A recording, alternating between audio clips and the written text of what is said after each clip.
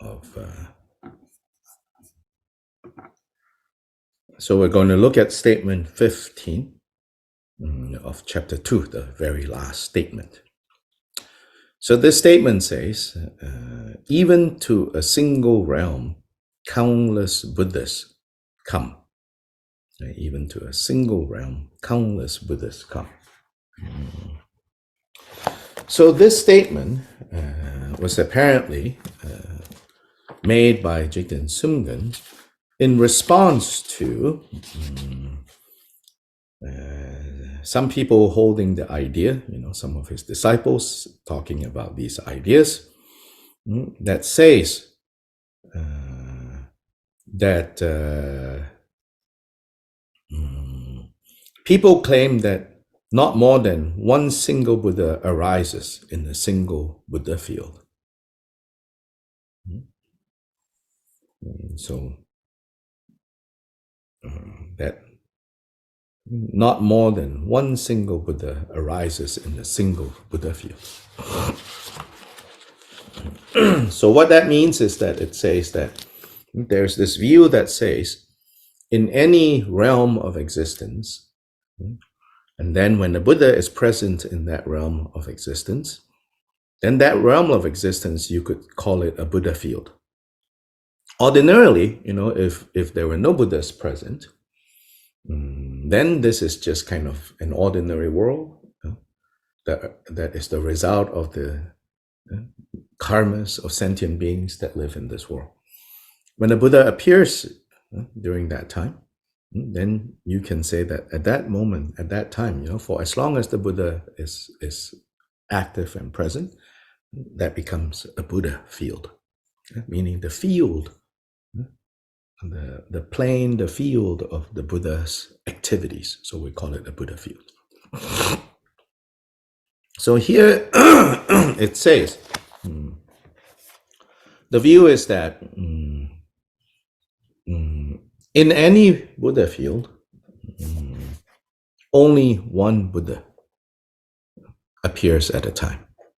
And this is related to some ideas you can find in the sutras that says that, for example, in places where the sutras describe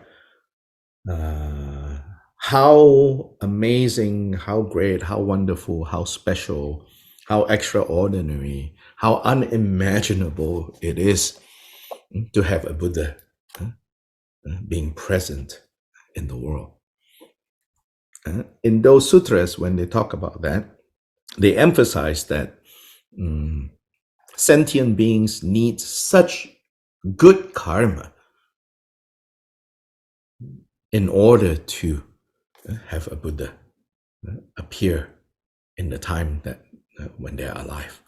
So it emphasizes how the immense amount of good karma that sentient beings need to have simply makes it impossible, for two Buddhas to exist simultaneously in one Buddha field. It's like saying, it's so amazing, so powerful for one Buddha to exist in one, say, one container. If you try to put two there, the container would just explode. It cannot support. It doesn't have sufficient ability to support. So in some places, you find, in the sutras where it talks about that. Then in other places that I have seen in other sources, they talk about how another reason why two Buddhas, here when we say Buddhas, we mean complete perfect Buddhas, like Buddha Shakyamuni. And not Buddha in the sense of like awakened being, or like we sometimes commonly use Buddha to talk about someone who is awake, who is free from suffering. We mean like someone like Buddha Shakyamuni. And specifically in the commentary, it says it's talking about those who appear and display what is known as the 12 deeds of the Buddhas. So there's this belief that every Buddha that appears, will display these 12 magnificent things, in their life, such as, being born from Tushita heaven, entering the womb of the mother in the form of a white elephant, and then at birth, having the ability to walk and talk, those 12 deeds. So we're talking about Buddhas in that way. So then in some other sources, it says, there's no two of those Buddhas existing in the same Buddha field, because although there is no, obviously, issues, as we would say, between such two figures, but the respective disciples of these two, let's say, they will get into like arguments. Human nature, right? Or samsaric nature. My teacher is more of a Buddha than your teacher is. Or sometimes like, well, maybe their teacher is a better Buddha than my teacher. So in order to avoid this kind of negativity, it's said that Buddhists also very skillfully don't appear in the same place, to avoid these disciples who are still not, at the level where all afflictive emotions are dispelled, from basically creating negative karma, right? By thinking negative about another Buddha. So they say that's another reason. So because of that, then there is this view that, no two Buddhas would appear in the same Buddha field. So whatever the nature of that, or to what extent people were talking about that, apparently on one occasion, Kyoba Rinpoche responded by saying, and that's our statement here. He says, even in a single realm, to a single realm, countless Buddhas go there, come there, manifest there, simultaneously. It's like, wait, why? How? So Khenpo Kunpal's commentary. Yeah? Even to a single Buddha realm, such as this realm of our teacher, the Buddha, come countless Buddhas that, for example, abide in other places, meaning Buddhas from other Buddha fields come to this Buddha field, even when Buddha Shakyamuni was alive. Khenpo Kunpal says. It is, for example, like it is said that when the Lord of Sages, meaning the Buddha, taught the great gathering of Ratnaketu Sutra, the Jewel Heap Sutra, the Buddhas of the 10 directions came together with their retinues. So in this particular sutra, it says, when Buddha Shakyamuni was teaching, countless Buddhas and their retinues in different world systems, they all arrived. When he taught the White Lotus of Sacred Dharma Sutra, what's commonly known as the Lotus Sutra, it is said that the Buddhas such as the Tathagata, Prabhutaratna, and so forth, came and filled this realm like sesame seeds fill a pot. It's not a pot. I think it's a mistranslation. A pod. This is talking about sesame, where it comes from. I think very few people know or have seen where the sesame seeds come from. They are all packed into a pod. And when the pod is ripe, it's so ripe, you just touch a little, it'll burst, and boom, comes out all the little seeds. I don't think it's pot. Like sesame seeds fill a pod. So compact, Then why is it taught that two Buddhas do not appear together because of the accumulation of matchless karma, and that two teachers, that is Buddhas, do not appear in the same teaching period? So Khenpo Kunpal says, so why is it that there are these sutras, just as I was saying, there are these sutras that say, oh, no two Buddhas appear in the same place at the same time. Then Khenpo Kunpal says, Jigten Sumgön taught this to be without contradiction, meaning actually both are true. How?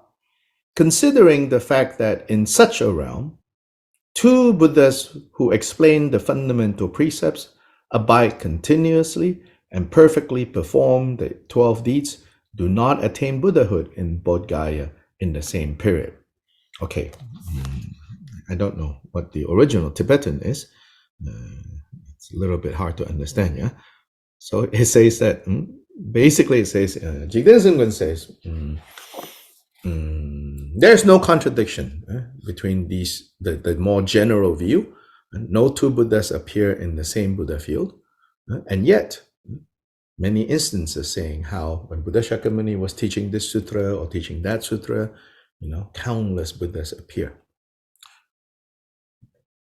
Moreover, in other sutras also it says, when Buddha Shakyamuni appeared in this world, other Buddhas in other world systems would emanate, would send emanations.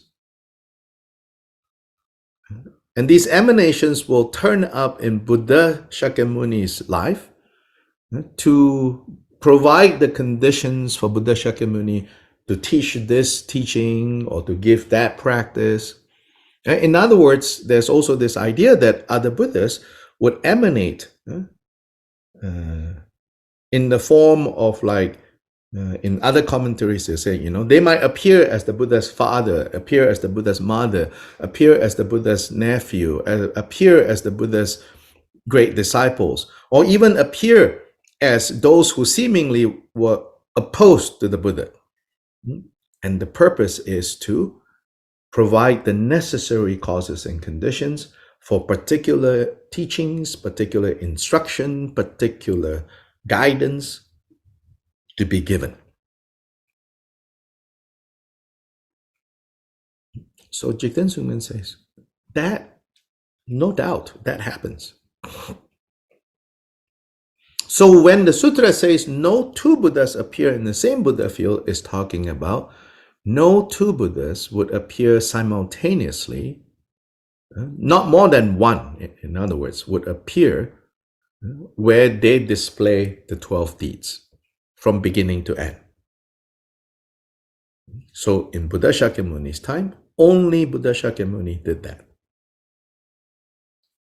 There were other Buddhas that emanated, appeared during Buddha Shakyamuni's time to assist the Buddha, to assist Buddha Shakyamuni. Likewise, Buddha Shakyamuni's Nirmanakayas, when we say appear, we mean their Nirmanakayas, manifest. Their physical forms manifest. Likewise, we can also understand from this, Buddha Shakyamuni also emanated Nirmanakayas of different types to other Buddha fields to assist other Buddhas, to provide the auspicious causes and conditions for a particular teaching to be taught, a particular guidance to be given for the benefit of those beings there. So this is the meaning of even to a single Buddha realm come countless Buddhas during the time of a Buddha being present in the world. So this is statement 15. So this kind of explains, especially in the Mahayana Sutras, there's a mention of different Buddhas appearing, different Buddhas coming to help this Buddha. So that is statement 15.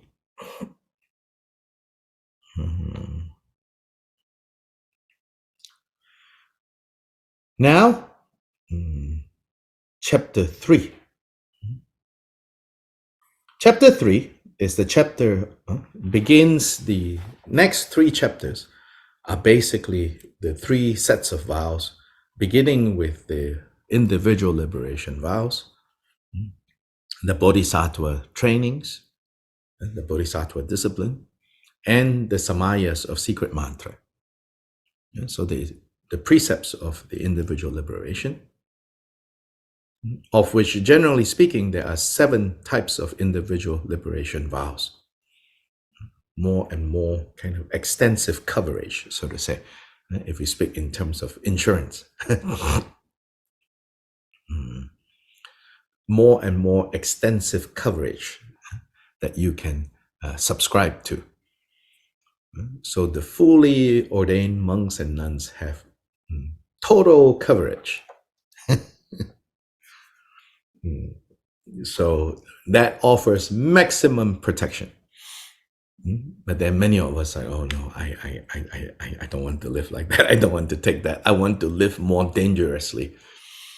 So then we're like, no, I'm not taking those vows.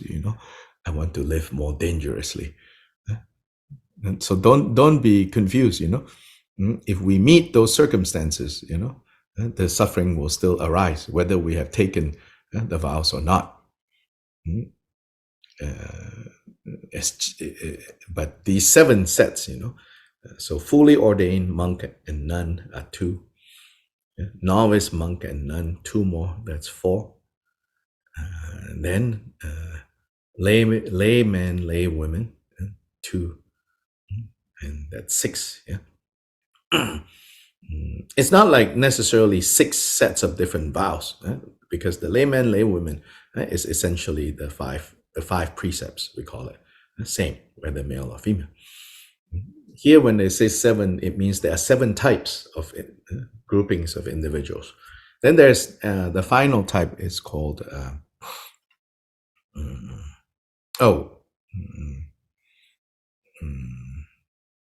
wait, no, I'm miscounting this.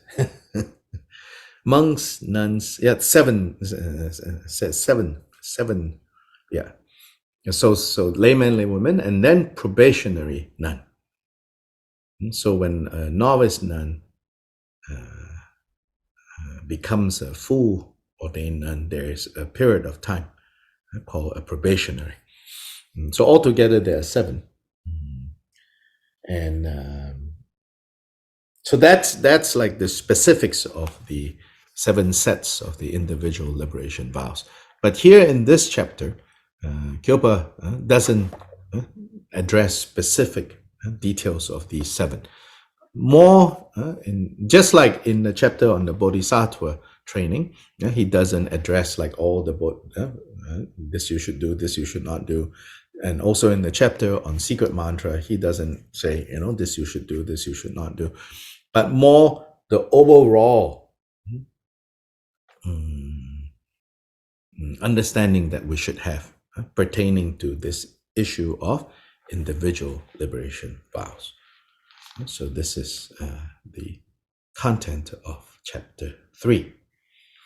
So statement 1 of chapter 3, it says, the sacred Dharma teachings of the Vinaya are common to all the vehicles.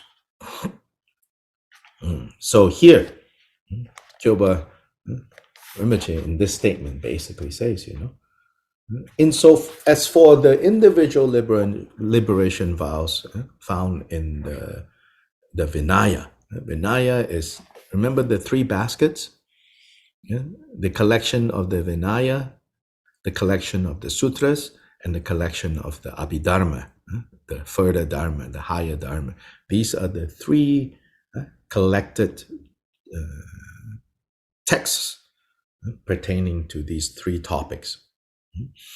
So the Vinaya mainly discusses the rules of training, code of conduct for monks and nuns. Of course, included in there is also the rules of training, the code of conduct for lay people.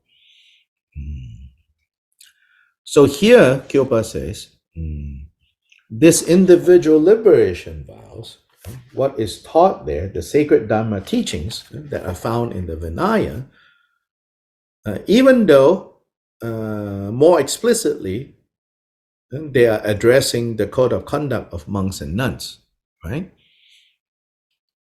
However, the general teachings found in there apply to everyone. And specifically, it applies to, it doesn't matter. You should not say, individual liberation vows belong to the lesser vehicle. So only people who practice lesser vehicle should worry much about that. We who practice the bodhisattva vehicle, we don't need to think about the individual liberation vows. We practice secret mantra vehicle. This individual liberation vows, that's for the lesser vehicle people. Kyopa here says, not surprisingly, I think for you all, he says, no. The teachings that are found in the Vinaya applies as common to all levels of training. So Khenpo Kunpal's commentary. If all the groups of Dharma teachings that the exalted Buddha taught are summarized, then they are contained within the three collections of teachings, which are the words that express them. And this is referring again to the Vinaya, the Sutras, and the Abhidharma. Which are the words that express them, and the three trainings. So the three trainings are the training in disciplined conduct, the training in meditative equipoise, and the training in wisdom. All the three sets of vows, which are the express meaning. Three sets of vows being individual liberation, bodhisattva discipline, and secret mantra samayas. The first of this is the collection of sacred Dharma teachings of the Vinaya. Some of the past scholars of Tibet said, the Vinaya teachings are for the lesser vehicle, for the training of the hearers, for the Shravakas. Unquote. But we do not follow that understanding.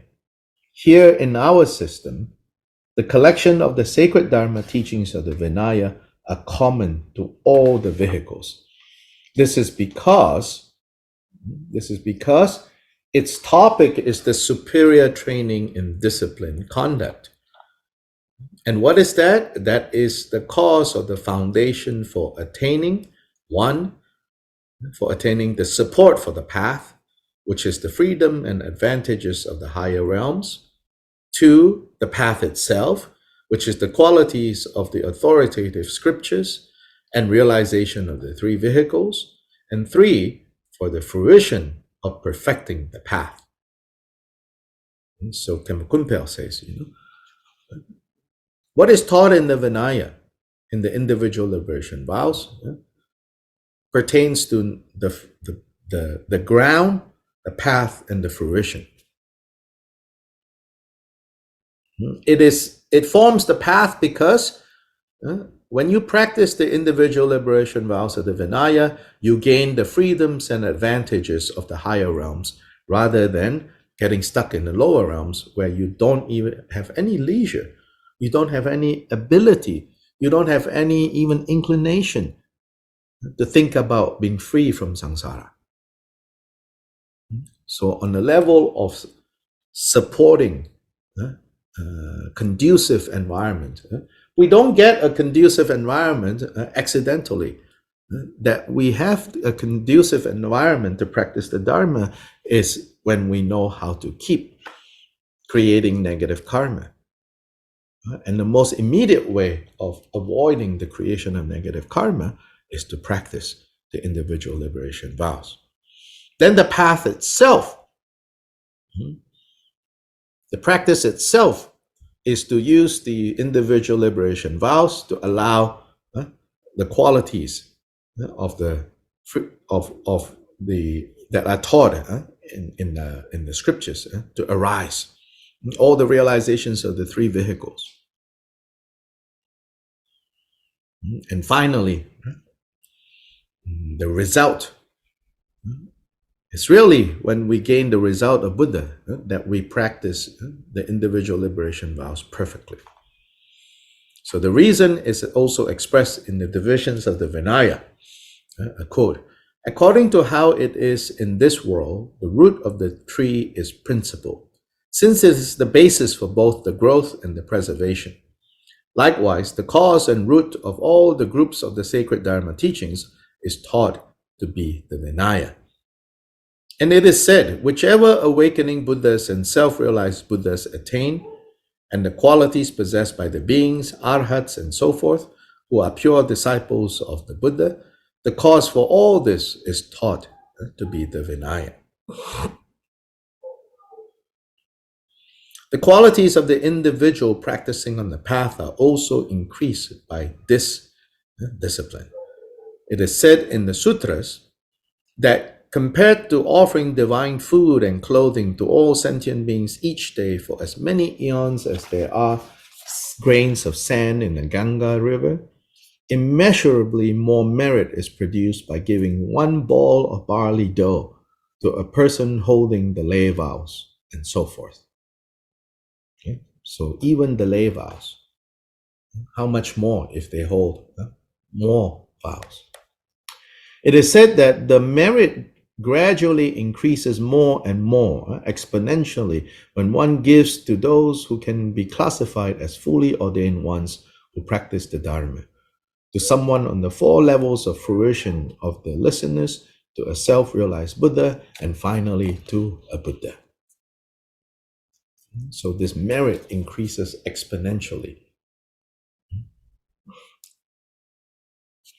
Concerning the Bodhisattvas, it is said in the ornament of the Great Vehicle Sutras, those who are ordained in the individual liberation vows are endowed with immeasurable qualities. So first, Khenpo Kunpal quotes texts or scriptures from the lesser vehicle. Now he quotes a text from the greater vehicle. Then next he will quote from the secret mantra vehicle. And concerning the mantrayana practitioners, it is said in the Kalachakra Tantra, among the three who thoroughly know the 10 activities, 10 activities are talking about a master of the Vajrayana system. Among the three who thoroughly know the 10 activities, the fully ordained one is the best. Meaning a full and complete monk or nun is the best. And the novice is said to be the middling, and the householder is the lowest. So Kalachakra Tantra says that very clearly.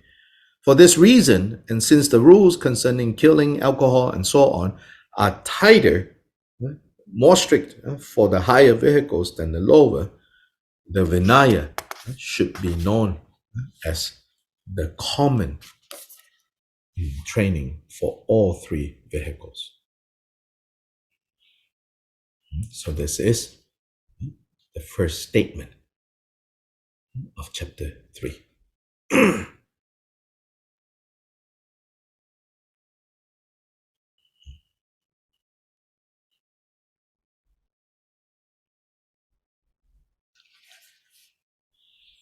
And this chapter is another very important chapter because it really lays out Kyopa's particular way of understanding what is the role of all these vows that we talk about so much, and the vows that we take, the vows that we observe. He really gives a special kind of insight into the nature of these vows and how we should relate to them. We often relate to the vows as if the Buddha gave them to us so that it will complicate your life.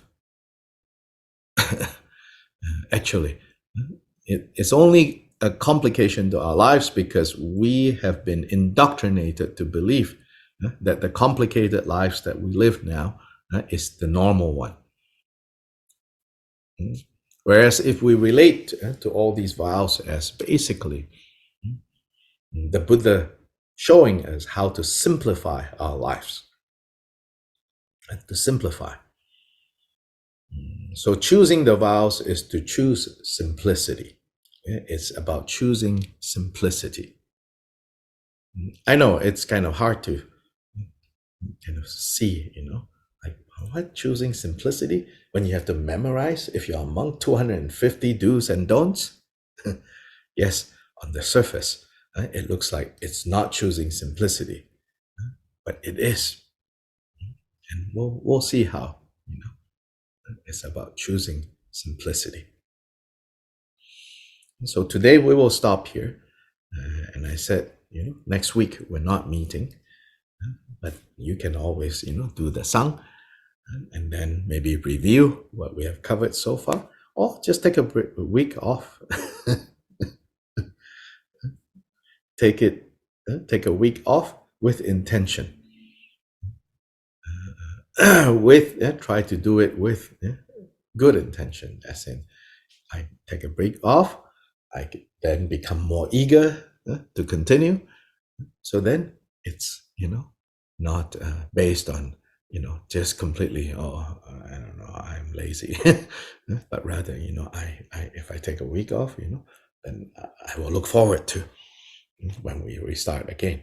So that kind of rest is skillful, that kind of motivation. Changchu sem chorim poche ma ge banam ge gyuchi ge ba nyam ba me ba ya go ne gong du bel war sho.